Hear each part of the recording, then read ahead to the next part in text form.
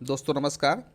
तो आज के इस वीडियो में हम लोग डिस्कस करने वाले हैं कि बीपीएससी एग्ज़ाम में आज तक जितने निबंध पूछे गए हैं, या जो जैसा कि अभी देख रहे होंगे कि 17th, 69th और जो 68 में जो एक पेपर इसमें इंक्लूड किया गया था, तो इसी पेपर को हम लोग डिस्कस करने वाले हैं और देखेंगे कि आज तक जितने भी निबंध पूछे गए हैं, ठीक है, तो उसमें क्या किस तरह की विशेषता दिखाई दे रही है और किस प्रकार के निबंध 71st में आने की संभावना है। ठीक है, तो आइए देखते हैं। ये 70th का पेपर है, जैसा कि आप स्क्रीन पर देख रहे हैं। तो देखिए, आपको पेपर की जो प्रकृति है आपको भली भांति पता होगी। ठीक है, इसमें आप देखें तो 3 सेक्शन होते हैं। ठीक है, सेक्शन 1, सेक्शन 2 और ये सेक्शन 3। ठीक है, तीनों सेक्शन से 4 विकल्प दिए गए हैं। ठीक है, जैसा कि आप देखें यहाँ भी आपको जो है 4 विकल्प दिए गए हैं। ठीक है, 4 विकल्प दिए गए हैं। आप इसमें देखें, माफ़ कीजिए, थोड़ी सी व्यवधान यहाँ पर उत्पन्न हो रही है। तो हम देखें यहाँ सेक्शन 1 में 4 दिए गए हैं, सेक्शन 2 में भी और सेक्शन 3 में भी।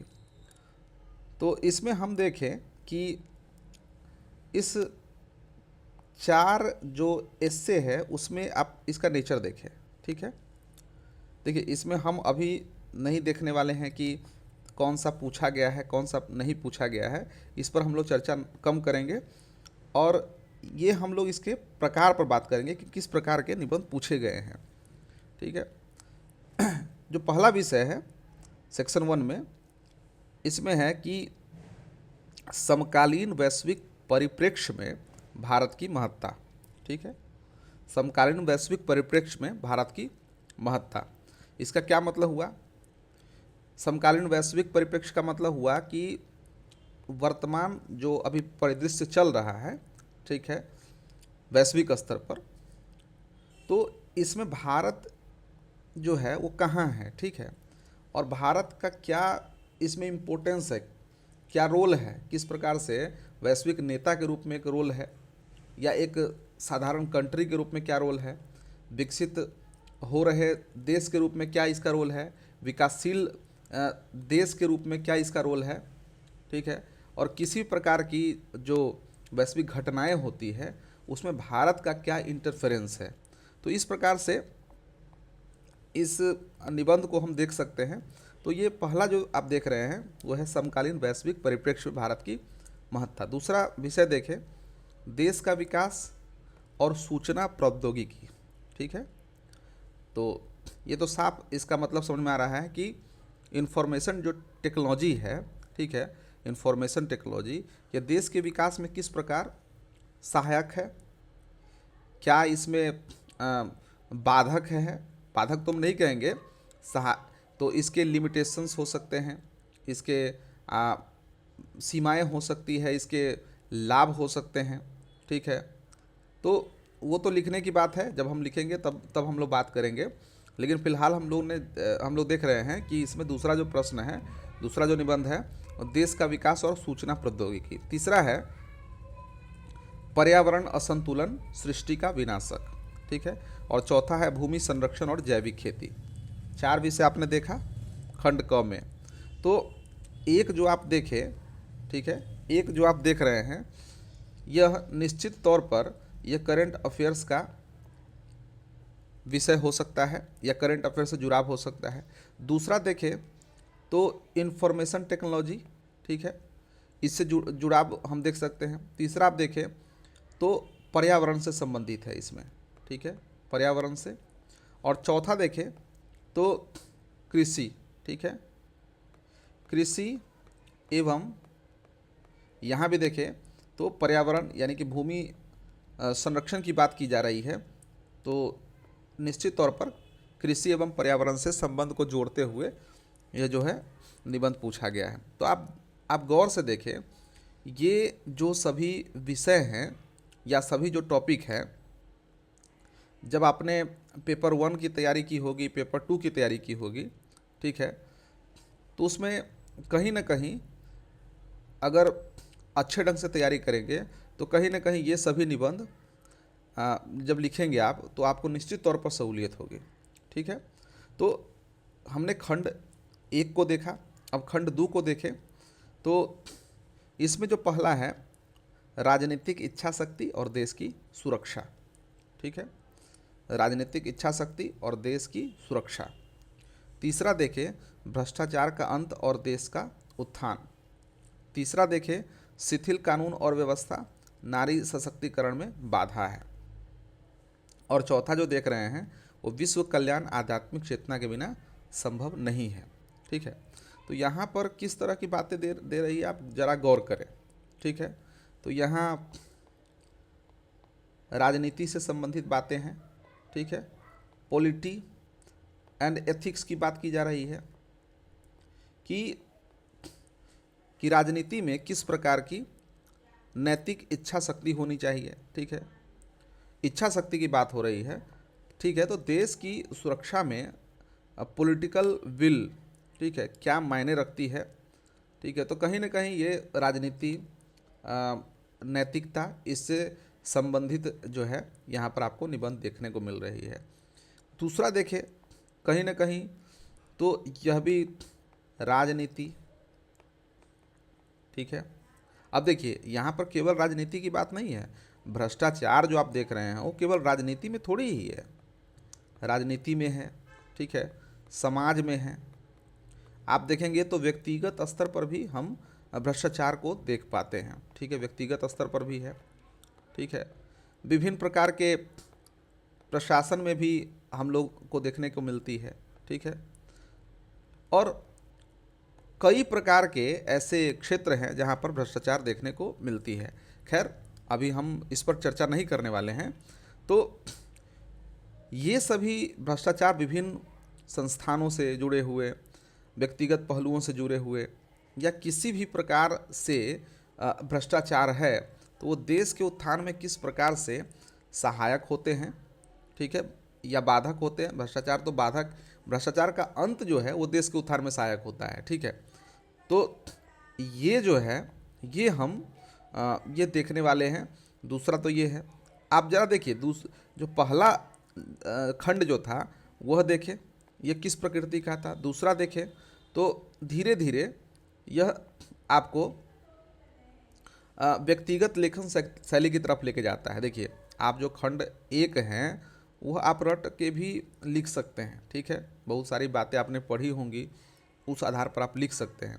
लेकिन यहाँ जो भी आपने सारी बातें पढ़ी है, ठीक है, उसको अपने व्यक्तिगत आकलन करके, ठीक है, व्यक्तिगत अनुभवों, ठीक है, आपके अपने निजी अनुभवों, और दूसरी बात है कि इन निजी अनुभवों को आप समाज में, राजनीति में, ठीक है, कहाँ देखते हैं, और इसके प्रासंगिकता को हम लोग यहाँ पर लिखने का प्रयास करेंगे। तो खंड 2 की बात हमने की। अब जो है खंड 3 की बात करें। देखिए, हाँ, नहीं, अभी तो हमने 5वां और 6वां देखा, 7वां आप देख रहे हैं, लिखा है शिथिल कानून। ठीक है, शिथिल कानून और व्यवस्था नारी सशक्तिकरण में बाधा है। तो निश्चित तौर पर ये नारी सशक्तिकरण पर निबंध है। ठीक है, लेकिन नारी सशक्तिकरण की बात अगर करें, ठीक है, नारी सशक्तिकरण, इसमें बाधा है। नारी का सशक्त होना जरूरी है, तो इसमें बाधा क्या है? शिथिल कानून और व्यवस्था। ठीक है, तो यहाँ पर नारी सशक्तिकरण में आप लेके आ सकते हैं प्रशासन की बात। ठीक है, प्रशासन की बात। तो ये प्रशासन जो है और व्यवस्था कहाँ बाधा बन रही है नारी सशक्तिकरण में, इस पर हमें निबंध लिखना है। ठीक है, सीधे आपको नहीं दे दिया है कि हाँ नारी सशक्तिकरण पर निबंध लिखिए, तो काफ़ी जाना पहचाना फेवरेट क्या बोले कि लोगों का विषय होता है जब वो निबंध की तैयारी करते हैं, नारी सशक्तिकरण, सीधा उस पर शुरू कर दीजिए, भूमिका लिखिए और विभिन्न उसके पहलुओं को लिखिए, निष्कर्ष लिखिए।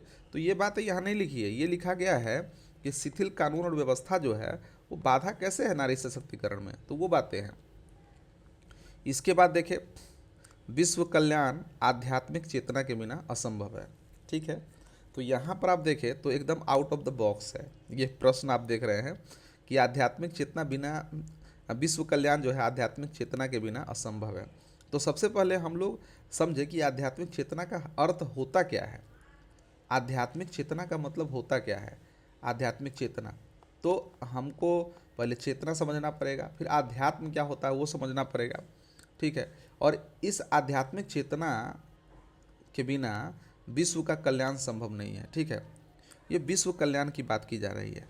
ठीक है, तो ये है विषय। अब आध्यात्म और चेतना के बारे में हम लोग जब पढ़ेंगे तब तो चर्चा करेंगे ही। ठीक है, लेकिन ये जो दिया गया है कि आध्यात्मिक चेतना के बिना विश्व कल्याण जो है असंभव है, इस पर निबंध लिखना है। तो आप देखिए कि खंड क की जो प्रकृति है निबंध की, खंड ख की जो प्रकृति है इससे सर्वथा भिन्न है। ठीक है, सर्वथा भिन्न इस मामले में कि वहाँ केवल आप समसामयिक घटनाओं, ठीक है, जो स्टैटिक पॉलिटी, क्या बोलते हैं, इन्वायरमेंट, इन सभी का अध्ययन करके आप जो है वो कर सकते हैं वो। ठीक है, लेकिन जो ही पेपर 2 में माफ़ कीजिए खंड ख की बात करें तो इसमें जितने भी आपने टॉपिक्स पढ़े होंगे, पॉलिटी के, सोशियोलॉजी के, साइकोलॉजी के, जो भी है, और इसमें जो है एथिक्स को जोड़ते हुए प्रश्न आपको लिखने पड़ेंगे। तो ये माने अगर देखें तो खंड क की अपेक्षा खंड ख जो है वह आपके व्यक्तित्व का अच्छे ढंग से कहे तो परीक्षण करती है। ठीक है, तो ये आपके लिए काफ़ी चुनौतीपूर्ण होता है। जो लोग निबंध लिखते हैं, जिनके व्यक्तित्व में एक हम गहराई देखते हैं, वो लोग इस निबंध को गहराई दे पाएंगे। ठीक है, इसका मतलब ये बिल्कुल नहीं है कि जो लोग परीक्षा की तैयारी करते हैं वो तैयारी करके ऐसा नहीं लिख सकते हैं। बस देखिए, निबंध लिखने में आपको जांच किया जाता है, आपके व्यक्तित्व की जांच की जाती है। ठीक है, तो आप अपने व्यक्तित्व में नारियों के प्रति किस प्रकार क्या विद्वेष थोड़ी दिखाइएगा। ठीक है, क्या दलितों के प्रति या आदिवासियों के प्रति आपकी संवेदनशीलता है या नहीं है। ऐसा तो नहीं है कि आप उनके प्रति क्या बोलते हैं कि इस तरह का भाव दिखाइएगा। ठीक है, तो ये सभी बातें आपको ध्यान देनी पड़ेंगी। हाँ, लेकिन ये है कि जो लोग वास्तव में संवेदनशील होते हैं, ठीक है, उनके कलम में स्वतः ये बातें चली आएंगी, ये चीज़ होती है। लेकिन जो लोग गैर संवेदनशील होते हैं उनको जो है सोचना पड़ता है कि हाँ इसमें क्या लिखे क्या ना लिखे, किस प्रकार से आम लोग तक इसकी क्या पहुंच है। ठीक है, जैसे कि यहाँ पर व्यक्तिगत ये लिखा है कि आध्यात्मिक चेतना के बिना विश्व कल्याण जो है वो संभव नहीं है। तो यहाँ पर देखिए, अब जो लोग परिवार तक उलझे हैं, समाज तक उलझे हैं, या यूँ कहे कि देश तक उलझे हैं, ठीक है, राष्ट्रवाद की भावना से प्रेरित कहें या ग्रस्त कहें, जो भी कहें, ठीक है, अब वो सोचे जिसमें राष्ट्रवाद की भावना होगी, क्या विश्व कल्याण की तरफ जो है क्या वो सोच पाएंगे, वह भी एक चुनौतीपूर्ण बात है। खैर, हमको इस पर चर्चा नहीं करनी है। तो कुल मिलाकर बात ये है कि आपके विचार आपके निबंध में दिखाई देते हैं, स्पष्ट होते हैं। ठीक है, तो ये चीज़ें हैं। खैर, अब चलिए सेक्शन 3 में हम लोग आते हैं, और ये आजकल जो है काफ़ी चर्चा में भी है। बीपीएससी के जो तैयारी करने वाले जो विद्यार्थी गण हैं उसमें काफ़ी चर्चा में है ये खंड ख, खंड ये जो तीसरा है वो काफ़ी चर्चा में है। जैसे कि आप देखिए, विषय से ही स्पष्ट हो पाएगा कि जो निबंध दिया गया है इसमें क्या दिया है कि बने के त साथी सब केहू ह औरी बिगाड़े के केहू नहीं। ठीक है, तो यहाँ देखिए, बनले के साथी सब केहू ह औरी बिगाड़ले के केहू नहीं। तो देखिए, इससे आपको क्या समझ में आता है, पहले तो ये जानना पड़ेगा आपको, और ये तब जानिएगा जब आप बिहार के मिट्टी से आप जुड़ाव रखते हैं। ठीक है, नहीं तो कोचिंग के नोट्स हैं तो उससे आप तो कर सकते हैं, ऐसा कर ही रहे हैं, अधिकांशतः जो हमारे साथी हैं वो ऐसा कर ही रहे हैं कि चीज़ों को आप ग्राउंड पर नहीं देख करके आप पेपर में देखना ज़्यादा कंफर्टेबल आपको लगता है कि ठीक है। लेकिन अगर जो साथी हमसे इत्तेफाक रखते हैं या तो ये चीज़ें क्या आपको आम जनजीवन में देखने को नहीं मिलती है। अगर इसको सही ढंग से पढ़िए, देखिए आप बिहार के अगर निवासी हैं, मूल मूल निवासी हैं, तो आपको कहीं ना कहीं ये किसी न किसी प्रकार से आपके कान में जरूर गई होगी। और यहाँ तक मेरे कई साथी ऐसे हैं जो इन मुहावरों, लोकोक्ति, इसका जो है अनुप्रयोग भी करते हैं। ठीक है, तो ये चीज़ें हैं। अब देखिए क्या लिखा है, बनले के साथी सब के हो, यानी जो अच्छा है उसके सब साथ देते हैं, उसका सब साथ रहते हैं। ठीक है, और जो क्या कहें कि धन के मामले में हो चाहे किसी प्रकार से, अगर किसी का खराब दिन चल रहा है तो उसका कोई नहीं है, इस प्रकार से आप सोच सकते हैं। ठीक है, तो ऐसा तब हम लोग इस लोकोक्ति का इस्तेमाल करते हैं जब देखते हैं कि कोई विपत्ति में है। ठीक है, तो उसके मुंह से सहज ढंग से ही निकलता है कि बनले के साथी सब केहू है और बिगड़ले के केहू नहीं। ठीक है, तो ये चीज़ें हैं। अब देखिए दूसरा जो दिया है, जियते माछी नाही घोटाई। ठीक है, जियते माछी नहीं घोटाई, ये कहाँ बोला जाता है? देखिए अब ये भी चीज़ है, बिहार के विभिन्न क्षेत्रों की तरफ हम बात करें तो जैसे कि भोजपुरी भाषा की बात करें, भाषा विविधताएँ जो यहाँ की विविधता है उसके हिसाब से बात करें तो मगही, मैथिली, भोजपुरी, ठीक है, वज्जिका, ठीक है, तो सभी भाषाई क्षेत्रों के आधार पर देखें तो ये कहावत मुहावरे भी बदल जाते हैं। ठीक है, इसीलिए आपके पास 4 विकल्प है। ठीक है, अगर आप देखें, ध्यान से देखिएगा तो इसमें कुछ भोजपुरी के भी मिलेंगे, कुछ वज्जिका के भी मिलेंगे, आपको अंगिका के भी मिलेंगे, मगही के भी मिलेंगे। ठीक है, हालांकि मैथिली के साथ जुड़ाव देखें तो वज्जिका का और कुछ भाषा है जिसका जुड़ाव है तो कहीं ना कहीं वो आपस में जुड़ पाती है। अब देखिए जियते माछी नहीं घोटाई, आप ज़रा सोचें कि इसका क्या अर्थ हुआ, जियते माछी नहीं घोटाई। ठीक है, माछी का मतलब होता है यहाँ मछली, उससे समझें। तो अगर मछली अगर जिंदा है, ठीक है, तो थोड़ी घोट जाइए, घोटने का मतलब है कि गले के नीचे उतरना। ठीक है, तो वो चीज़ें हैं। इसके बाद है देखिए 11 नंबर में, बापक नाम साग पात अब बेटा का नाम परोर। ये क्या आप नहीं सुने हैं? ज़रूर सुने होइएगा कि यहाँ दिया गया है कि बाप के नाम अब जैसे जैसे हम देखते थे कि जो मेरे सामने जो परिदृश्य आया है और उसके आधार पर मैं अपना अनुभवों के आधार पर बता रहा हूँ कि जैसे क्या है कि किसी के पिताजी जो हैं वो छोटा काम करते हैं, मान के चलिए, और दूसरा जो, अब ये देखें कि अगर उसका बेटा उसका पुत्र, ठीक है, कुछ बड़ा काम या अच्छा काम करने का सोचे, ठीक है, तो लोग जो है उपहास उसका उड़ाते हुए कहते हैं बाप के नाम साग पात अब बेटा के नाम परोर।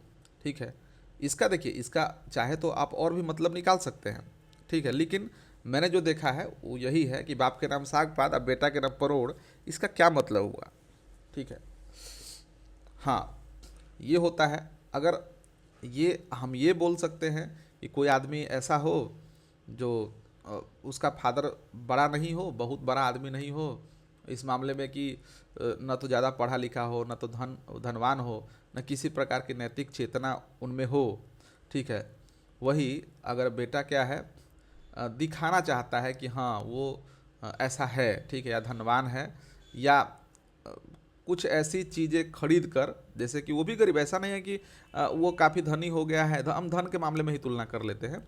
तो जैसे मान लेते हैं कि उसके पिताजी जो है ज़्यादा पैसा नहीं उनके पास, धनवान नहीं है, पुत्र भी धनवान नहीं है, लेकिन कुछ ऐसी चीज़ें खरीद कर वो जतलाना चाह रहा होता है कि हाँ मैं धनी हूँ। तो इस प्रकार से लोगों के दिमाग में सीधा आता है कि अब बाप के नाम साग पादा बेटा के नाम परोड़, तो ये सब बोल देते हैं। ठीक है, तो इस पर आप निबंध लिख सकते हैं। ठीक है, और ये तो सबसे आसान है कि जैसन बोइब वैसन कटब। ठीक है, जैसन बोबड़ वैसन कटबड़। देखिए बात है कि अलग अलग भाषाओं में इसका रूप बदल जाता है, लेकिन आप यही सोच कर लिखे कि जैसा करोगे वैसा भरोगे, सिंपल सी बात है। तो देखिए आप जिसमें भी सहज हो, ठीक है, जिस निबंध को लिखने में सहज हो उसमें उसमें लिखे, कोई ना कोई एक तो मिल ही जाएगा जो आपके विचार से मैच करता हो या आप उसमें लिखने में सहज हो, तो वैसा जरूर करें, ठीक है। इसीलिए तो चार चार आपके देखिए कितनी ज़्यादा विकल्प हैं, यानी कि 3 लिखना है सभी खंड से, और आपके पास विकल्प चार चार है, 4 में से कोई एक लिख दीजिए, ठीक है। तो ये चीज़ें हैं। अब देखिए हम लोग अब देखते हैं इससे, ये 69 का पेपर है, 69 का है। तो इसमें देखिए खंड क में क्या दिया है, विज्ञान और प्रौद्योगिकी ब्रह्मांड के रहस्यों को जानने में सहायक है। इसके बाद देखिए तो कृषि व्यवस्था में सुधार करके ग्रामीण अर्थतंत्र को सशक्त बना सकते हैं। तीसरा, काले धन की अर्थव्यवस्था अपराध और भ्रष्टाचार का प्रमुख कारण है, ये है। चौथा है कि आधुनिक संचार क्रांति में मानव के संचार के साधनों और टेक्नोलॉजी के प्रति जागरूकता में क्रांतिकारी रूप से वृद्धि की है। खंड ख में देखें तो दिया है महिला सशक्तिकरण की वर्तमान स्थिति राजनैतिक सशक्तिकरण के परिप्रेक्ष्य में, ठीक है।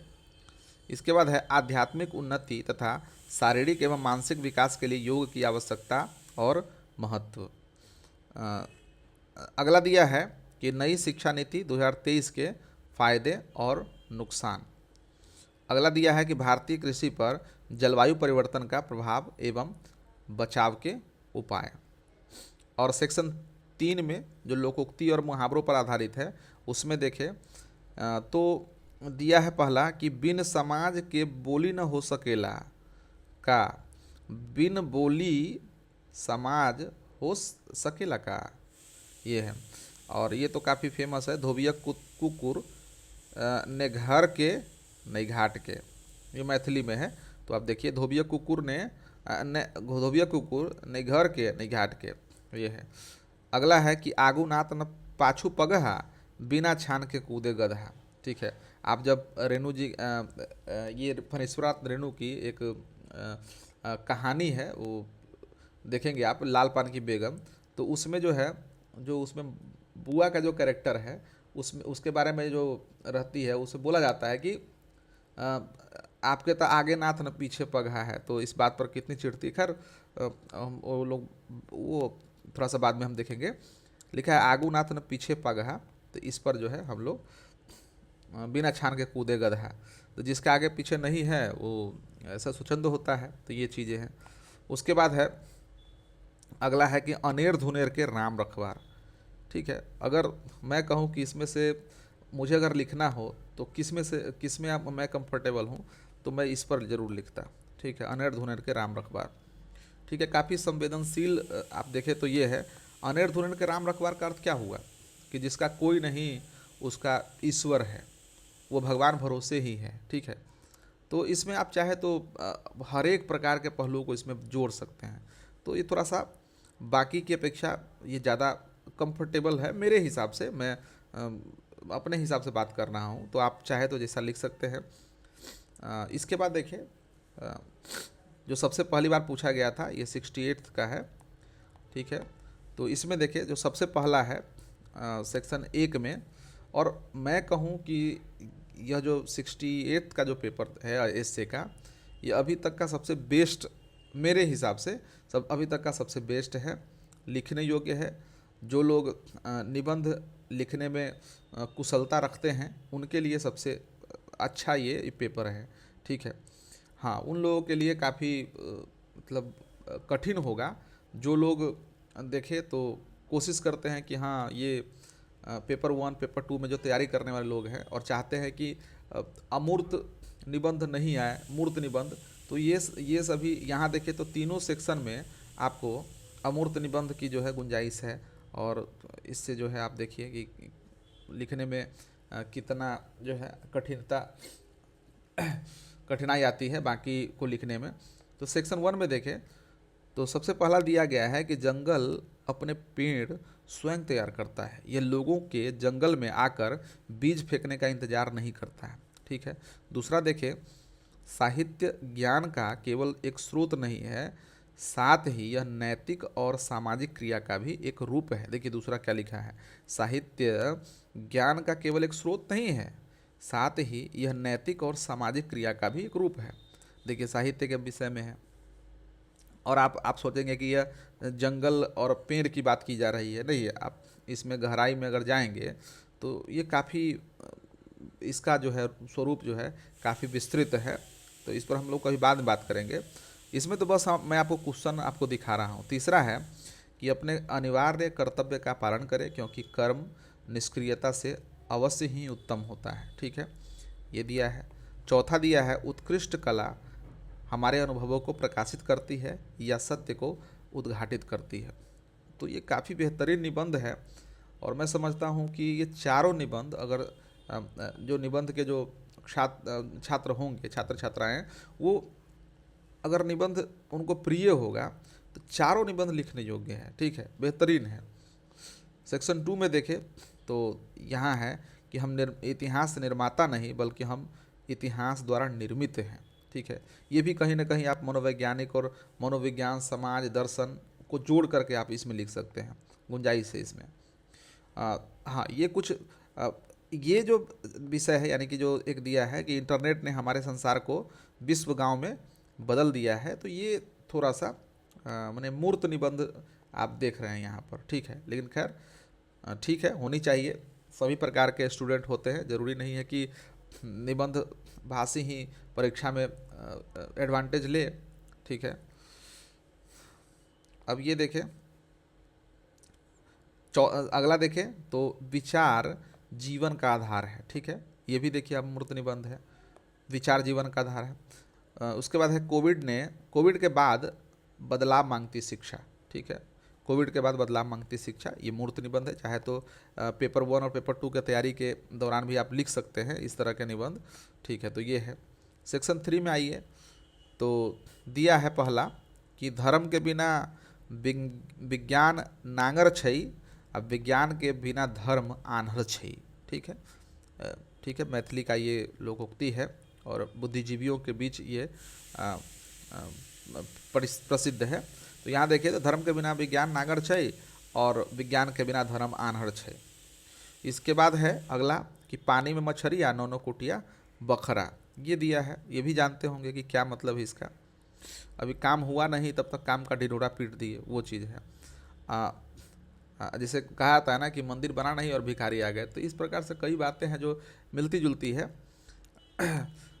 उसके बाद है कि अगला खेती आगे आगे या पछला खेती भागे जागे, मतलब अगर आप आगे आगे काम कीजिएगा तो आगे बढ़िएगा, अगर पाछे पाछे काम कीजिएगा तो भाग्य के भरोसे या भगवान के भरोसे रहना पड़ेगा। भागे लिखा, यहाँ भाग्य की बात हो रही है। ठीक है, और ये मूस मोटई है लोढ़ा हुई है, न हाथी न घोड़ा हुई है, मतलब कि मूसा मतलब चूहा कितना भी मोटा होगा तो क्या होगा, लोढ़ी के बराबर होगा। लोढ़ी जानते हैं, जब पहले पुराने ज़माने में, आजकल तो मिक्सी आती है, पुराने ज़माने में हमारी माताएं बहनें जो होती थी वो इस प्रकार का सीला होता था। ठीक है, सिलबट।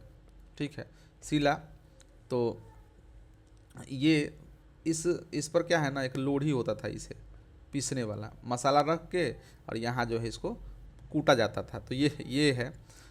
तो इस प्रकार से मूस मोटा यह लोढ़ा हुई है, तो लोढ़ा इसको बोला जाता है। तो मूस अगर मोटा भी होगा तो क्या होगा, लोढ़ी होगा। ऐसा थोड़ी होगा कि वह हाथी हो जाए चाहे घोड़ा हो जाए। ये बात कहने का मतलब ये है। तो दोस्तों, हमने तीनों साल का जितना भी अभी निबंध का पेपर जब से आया है, सब 68वीं, 69वीं और 17वीं, तीनों साल का हमने निबंध यहाँ पर देखा। ठीक है, और कुछ निबंध ऐसे हैं जो कि क्या बोलते हैं, अनिवार्य हिंदी में पूछी गई है, तो साधारण सा है। तो ये आप चाहे तो ऐसे भी लिख सकते हैं, देख लीजिए स्क्रीन पर दिख रहा है आपको। तो आप चाहे तो ये भी निबंध के रूप में आप तैयारी कर सकते हैं, लेकिन मेरे हिसाब से ये निबंध आप ऐसे ही लिख सकते हैं, कोई दिक्कत नहीं है। हाँ, लेकिन निबंध, प्रॉपर निबंध की बात करें तो ये तीनों पेपर को अगर आप मानक मानकर चले तो काफ़ी सहूलियत होगी। ठीक है, तो मिलते हैं अगले वीडियो में। धन्यवाद।